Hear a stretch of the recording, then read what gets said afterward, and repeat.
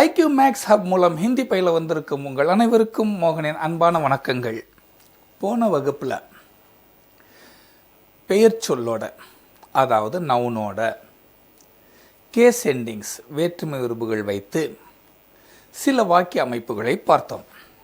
இப்போ அதே நவுனோட அதே கேஸ் எண்டிங்ஸ் சிலது சேர்த்து இன்னும் சில வாக்கியங்களை பார்த்தோம்னா உங்களுக்கு இன்னும் கொஞ்சம் தரோவாக மனப்பாடம் ஆகும். அதற்கான முயற்சியில் இப்போ நாம் இறங்குறோம். தந்தை மகனுக்கு பணம் கொடுக்கிறார். पिताजी बेटे को पैसा देते हैं. पिताजी बेटे को पैसा देते हैं. पिताजी बेटे को पैसा देते हैं.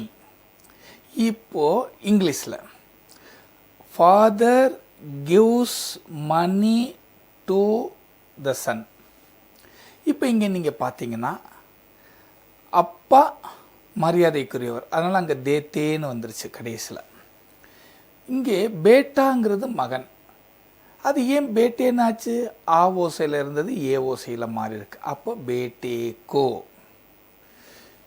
மரத்தின் மீது பழம் இருக்கிறது. பேடு பர் பல் ஹை. பேடு பர் பல் ஹை. பேடு பர் பல் high. Fruit is on the tree. இப்போ இதே பன்மையில் வரும்போது மரங்களின் மீது பழங்கள் உள்ளன. பேடோம் பர் பல் ஹைங். ரெண்டுக்கு என்ன வித்தியாசம் பாருங்களேன். பேடோம் பர் பல் ஹைங், பேடோம் பர் பல் ஹைங். Fruits are on the trees. இப்போ இதில் நீங்கள் நல்லா கவனிங்களேன். இங்கே பல்ங்கிறது ஆண்பால், அதனால பாருங்கள் ஒருமைக்கும் பல் தான் வருது, பன்மைக்கும் பல் தான் வருது. அங்கே பேடு ஒருமை இருக்கிறப்போ பேடு பர்னு சொல்லிட்டோம். இங்கே பேடோம் பர்னு சொல்லி பன்மை வந்ததும் பேடோம் பர் ஆக்கிட்டோம். இங்கே கடைசியில் பாருங்கள் பழம் இருக்கிறதுங்கிறது ஒருமையில் வந்ததுனால ஹை போட்டோம். இங்கே பழங்கள் இருக்கின்றன அப்படின்னு சொல்லி பன்மை வந்தனால இங்கே ஹைங் போடுறோம். ரெண்டுக்கும் வித்தியாசம் என்ன பாருங்கள், ஒரே ஒரு புள்ளி மட்டும்தான். இதை நல்லா கவனிச்சு பாருங்கள். இப்போது புத்தகம் அப்படிங்கிறது பெண்பால், அது கிதாப் அப்படின்னு சொல்லுவோம். அது பன்மையில் என்ன ஆகும்? கிதாபே. அப்போ புத்தகங்கள் மேஜை மீது உள்ளன அப்படின்னு சொல்லலாம், இருக்கின்றன அப்படின்னு சொல்லலாம். ஏதாவது ஒன்று. புத்தகங்கள் மேஜை மீது உள்ளன. கிதாபே மேஜ் பர் ஹை. கிதாபே மேஜ் பர் ஹை. கிதாபே மேஜ் பர் ஹை. Books are on the table. வீட்டில் ஜன்னல்கள் இருக்கின்றன. घर में खिड़कियां हैं. घर में खिड़कियां हैं. घर में खिड़कियां हैं.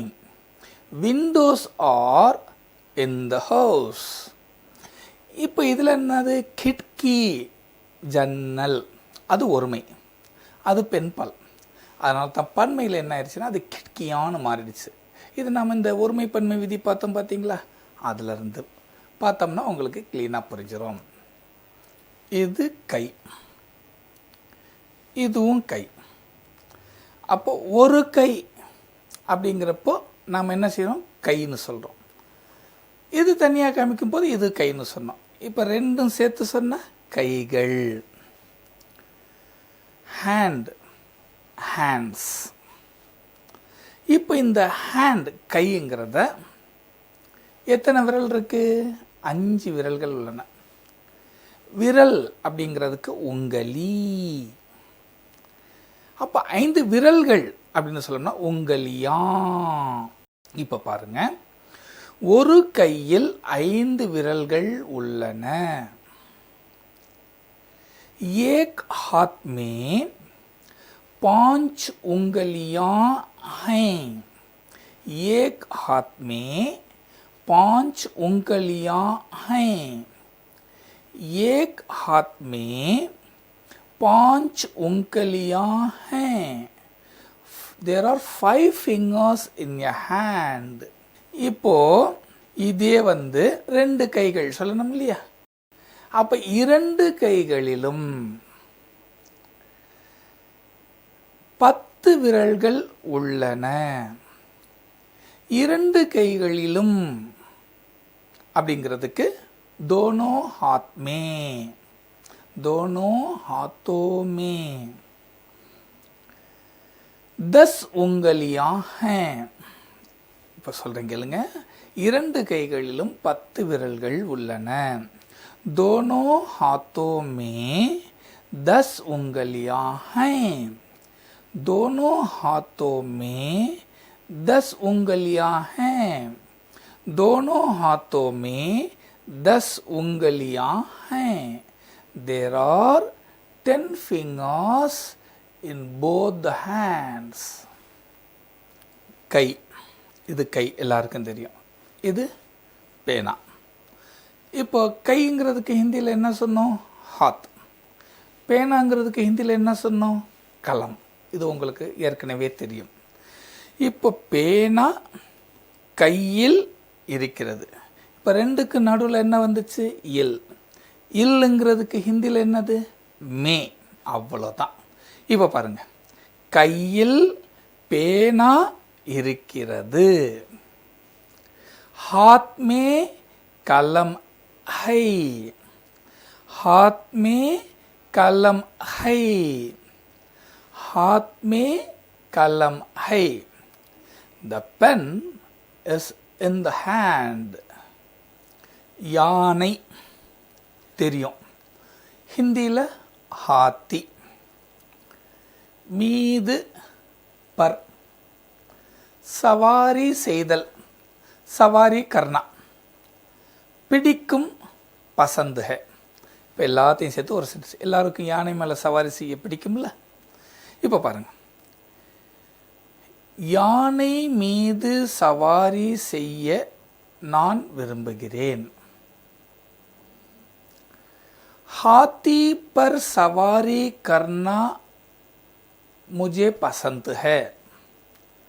हाथी पर सवारी करना मुझे पसंद है. हाथी पर सवारी करना मुझे पसंद है. I like to ride on the elephant. मानवर्களை அழை. विद्यार्थियों को बुलाओ. विद्यार्थियों को बुलाओ. विद्यार्थियों को बुलाओ. Call the students. புத்தகத்தில் பெயர் எழுது. किताब पर नाम लिखो. किताब पर नाम लिखो. किताब पर नाम लिखो. Write the name in the book. பெண்களை மதிக்கணும். இது நம்முடைய பாரத பண்பாடு, தமிழர்கள் கலாச்சாரம். சரி, பெண்களை மதி. महिलाओं का आदर करो. महिलाओं का आदर करो. महिलाओं का आदर करो. Respect the ladies. கண்களில் கண்மை இடு. எல்லாருக்கும் பிடிக்கும் இல்லையா? கண்மை இட்டா ரொம்ப நல்லது. கண்களில் கண்மை இடு. आंखों पर काजल लगाओ. आंखों पर काजल लगाओ. आंखों पर काजल लगाओ. Apply Itex on the eyes. விரல்களில் மோதிரங்கள் உள்ளன. अंगूठियां उंगलियां पर हैं. अंगूठियां उंगलियों पर हैं. अंगूठियां उंगलियों पर हैं. Rings are on the fingers. அவருடைய 4 பையன்களுக்கும் தனித்தனி வீடுகள் உள்ளன. उनके 4 बेटों को अलग अलग घर हैं. उनके 4 बेटों को अलग अलग घर है. उनके 4 बेटों को अलग अलग घर हैं. There are separate houses for his 4 sons.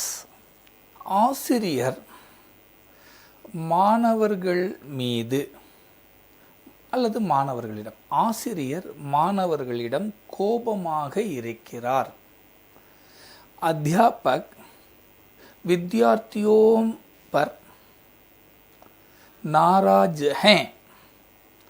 अध्यापक विद्यार्थियों पर नाराज हैं. अध्यापक विद्यार्थियों पर नाराज हैं.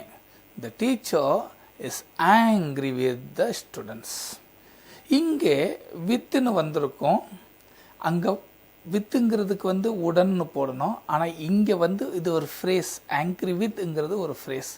அதே மாதிரி அங்கே பருங்கிறது தான் அங்கே வரும். இது என்னங்கிறது கிராமர் நடத்துகிறப்போ சொல்கிறேன். பெரியவர்களை மதி. बड़ों का आदर करो. बड़ों का आदर करो.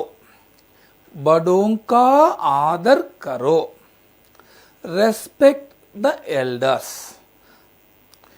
இதுவரைக்கும் நடத்தின எல்லா வாக்கியங்களையும் நான் கொடுத்த அந்த ஃப்ளோ சார்ட்டோட கம்பேர் பண்ணி பாருங்கள்.